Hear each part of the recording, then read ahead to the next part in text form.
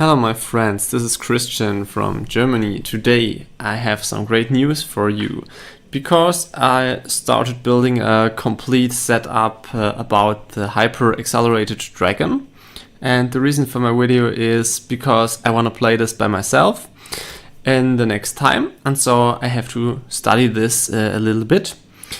And in my first video I will show you mostly the main line and a few basics about this opening. Okay, let's start.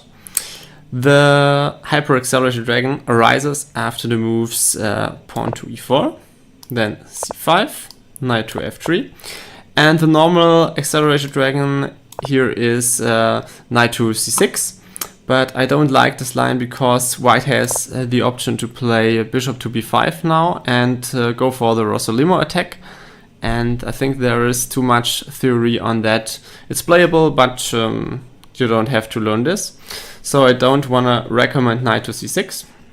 So let's go back. I will recommend the second move, pawn to g6.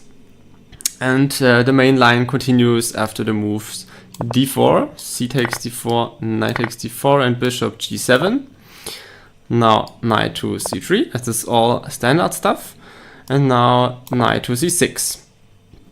Here comes bishop to e3, defending the knight on d4. And now here I recommend the move knight to f6. And if you look at these arrows here, that are these moves you have to prepare for them. Okay, so this is the main position. I want to tell you something about that. And at first I think we take a look at the move pawn to f3. This is the first one. After the move pawn to f3, you should castle on the king side here. And after queen to d2, the plan of white is clear. He wants to castle on the queen side and running for a pawn storm here on your king side and going for a quick checkmate here, like in the Yugoslav attack. But this Yugoslav setup here in the accelerated dragon doesn't work because of this move pawn to d5. And you have to play d5 before white is gonna castle on the queen side. That is very important to know for you. And then, for example, there are two ways to play for white. For example, pawn takes or castle on the queen side. Let's go for a castle on the queen side. Then you should take this knight here on d4, and then most of your opponents will take with the bishop here. Then you can simply capture this pawn, and for example, pawn captures pawn, you can play the bishop to the e6. And after king b1, this is about equal, but I think black's position is a little bit better because you has this strong defense here on the king side, and it is really hard to crush this structure with only two pawns here. On the other side, this defense is not too strong, and you have this two pawns, yes, and you have here an open c-file. So I think this position will be better for the black ones. Okay, so but what happens, for example, if the pawn captures here on d5? That can be very dangerous for the white ones, because after knight captures, queen captures, knight captures, and queen captures. And here white is gonna castle on the queen side. This will be a really hard position for the white ones to survive this, because after the move bishop to e6, and we have now two bishops here which attack the king side, the opponent has to forcefully go to b1. And now I simply show you a few moves. For example, you can develop the rook here to c8, your opponent can develop the bishop, You can pin this bishop, queen go to the e2 square, and then every move can be an attacking move and destroy the pawn structure of your opponent. For example, queen to d5, best move here is c4, then for example queen to e5, pinning the no, not pinning this bishop, no, that is a mistake. But the best move, the computer says here, is bishop to c1. And then you can go for a rook sacrifice at first here.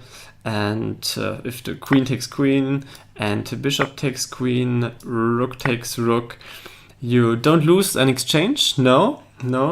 You go for a tempi. You go now for bishop to f5, pinning the rook here. So white is losing the rook and that is safe. For example, tries to defend the rook, and then you can simply capture the c4 pawn. And I would say this is simply winning for the black ones. You're a pawn up in the endgame, you have much more active pieces, and I think you could manage this for at least a draw. Okay, now we are looking for the other moves in our main position. Now let's gonna have a look at the move queen to d2 now. It is exactly the same story like the move pawn to f3, because we're castling on the king's side, and now he has to play this pawn to f3, and then we can push d5, and we have same position like this before. So for example, if your opponent don't realize that he has to play the move pawn to f3 here, and instead he castles on the queen side immediately, you can attack this bishop. And this will be not really good for white, and I show you that. The best move for white now is the king to b1, and if we're capturing this bishop, the most of your opponents don't want to ruin this pawn structure with f takes on e3, because there are only 2 pawns left to attack your king's side, and this is not really good. So the most of your opponent will be take with the queen, but then you can capture the knight on d4 and attack the queen. So for example, rook takes, knight takes, and queen takes. You are just the quality up, and this early in the opening, and I think that will be much better for black here. Okay, let's go for the other moves. Now we're gonna look at the move bishop to c4, and against this I recommend the move queen to a5. This is a really tricky move, also played by Magnus Carlsen by himself. So white has many choices to go wrong now. The only really good move is to castle on the king's side and go for a really slow game, but the most of your opponent is playing white and he wants to play aggressive now. And for example, he tries to go for the Yugoslav setup with the move pawn to f3. This is a huge mistake here, because we have this tricky move queen to b4, and this is now really complicated for the white ones, because the queen attacks the b2 pawn, attacks the bishop, and when the bishop drops, the queen is attacking the knight, and this knight is attacked 2 times, and only the bishop on g7 is waiting to crush this knight. So it is really hard to handle this problem now. And for example, your opponent tries a move like bishop to b3, then this pawn is protected. Perhaps you're thinking all's fine here, but white is going to lose a very important pawn here. And for example, knight takes e4. This is going to be really hard for white, because this pawn is lost. For example, he tries to capture this pawn back, then you can take with the bishop, takes, and take with the queen, for example. And now you're just winning a very important pawn here. Okay, so that is the reason why bishop to b3 don't work here. There's another option. Perhaps he thinks, oh, I go with the queen on the middle of the board and protecting my bishop. Here's the next trap, and this is knight to e5, facing queen and bishop. The bishop is attacked 2 times now, so he's losing a whole piece here. That is not really good. So what white can do here? Perhaps before he can play the move f3, perhaps the knight attacks the queen here, but then it's I think similar position after queen to b4. It is really hard to play because the best move here now is the knight to placing on the d2, but then you can simply win this pawn here. Queen captures on b2, and don't be afraid for this knight move that it can jump in here, because you can retreat the queen here and save the c7 square. This is no longer a weakness here. And then he can play, for example, here for f4, then the queen drops back to the b8, and all is fine for black. Okay, last but not least, we talk about this move, knight takes on c6. If this happens, you should take with the b pawn, of course. And for example, if he tries to attack the knight, you can easily retreat it to this starting square. And the g8 square, the starting square from the knight, is not really a bad square in the accelerated dragon. We have to remember that, and I will show you that in other lines too. So for example, your opponent follows with the move pawn to f4, and then you develop the knight on the h6 square. For example, queen to f3, we play a few moves, castle on the king's side here, castle on the queen's side, very natural moves. And now very important, you should remember, you play the accelerated dragon, that you don't have to play the d6 move. Whenever you try to learn the accelerated dragon, try to push d5. That is very important here, because it is a tempo more than the normal dragon, and it is much more stronger because of this. Okay, for example, he plays this move, tries to go to g4, and then very important now, very important. If you play this line, you should remember that you can play the move f6 and to break this ones here. Yeah. Okay. For example, he takes. You can take back with the bishop. And when you take back, for example, your opponent is developing, and here comes a positional sacrifice.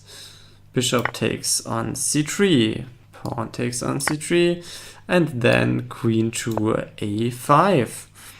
And that is really hard to play this position with white, because his shadowed pawn structure here on the queen side, the queen is gonna have a very fast attack here, go for some checks. That is, all in all, it is much better for black. Okay, for example, I play a few moves for you. For example, the bishop here to d4, and then you can jump into the game with your knight. Very important. Your knight doesn't have any successful square. So perhaps this move, and then you can go for this queen check. King has to move here, and then the knight makes a long journey here. Perhaps you will trade the knight, or okay, you can also perhaps it's better to take it with the queen, yes, and so on and so on. You can break up this position. Okay, all in all, this is very, very much better for black. At least I will show you another tricky line from white. I think you should notice and should be prepared for them. And this starts with the move knight takes on c6, b takes on c6, and then your opponent can immediately push the pawn to e5 and kick this knight away. But in the Accelerated Dragon, you don't have to be afraid about this move. You can simply retreat the knight to g8 square and develop this later on h6 and then to f5, and you're gonna have a comfortable game here. In this line, which I mean, my opponent plays the move bishop to d4, and then I recommend the move queen a5. And here's a little tactic you have to know, because if your opponent plays now the move pawn to e6, you have to know exactly what you're doing. You should not capture this bishop, because you're changing your strong bishop for his bad bishop, and this is not really a big deal here. And if you play a move like pawn to f6, that will be a big mistake, because after e takes d7, bishop takes d7, and bishop c4, you will lose your castle right here, and that will be much better here for white, of course, yes. So there is only one right move, and this is knight to f6 here. Because after pawn takes f7, king takes f7, and bishop c4, you can easily manage this by d5. And for example, if your opponent retreats the bishop to the b3 square, you have this very strong move, bishop to a6, and white is losing the castle right and is going to have a really hard game here. And the plan for black is really easy. You can easily play the move pawn to e5, place the rook to e8, and the king go back here. This is really easy to play. I think I don't have to play that now. It is will be really easy managed by you, and you will have a big advantage here. Okay, I hope you like my video and you learned something new about your chess, and perhaps you like to watch out my complete series about the Hyperaccelerated Dragon, and I would be very happy about that. If you like, comment or subscribe, and I'm very open about some questions. Thank you, bye bye.